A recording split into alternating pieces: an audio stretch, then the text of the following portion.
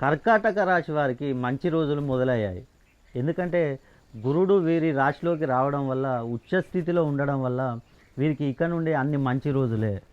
వీరికి అద్భుతమైన ఫలితాలు రాబోతున్నాయి. వీరు కొత్తగా నూతనంగా ఏ వ్యాపారం చేయాలనుకున్నా కూడా వీరికి వ్యాపార అభివృద్ధి కలిగే అవకాశం. మీరు ఏ వ్యాపారమైనా చేయండి, పెట్టుబడులు పెట్టండి, ఏ విషయంలోనైనా కూడా రియల్ ఎస్టేట్లో కానీ, అదేవిధంగా కన్స్ట్రక్షన్ బిజినెస్లో కానీ, వాటర్ రిలేటెడ్ ఐరన్కు సంబంధించి కానీ, ఫాస్ట్ ఫుడ్స్ కానీ, హోటల్స్ కానీ, ఇలా ఏ బిజినెస్ చేసినా కూడా మీకు వ్యాపారంలో అభివృద్ధి కలుగుతుంది. అదేవిధంగా ఉద్యోగం కోసం ప్రయత్నాలు చేస్తూ ఉంటారు. అలాంటి వారికి ఉద్యోగాలు లభించే అవకాశం. ముఖ్యంగా సంతానం కోసం ఇబ్బందులు పడేవారికి సంతానాలు కూడా కలిగే అవకాశాలు ఉన్నాయి. అదేవిధంగా వివాహ ప్రయత్నాలు చేసేవారికి వివాహ ప్రాప్తి.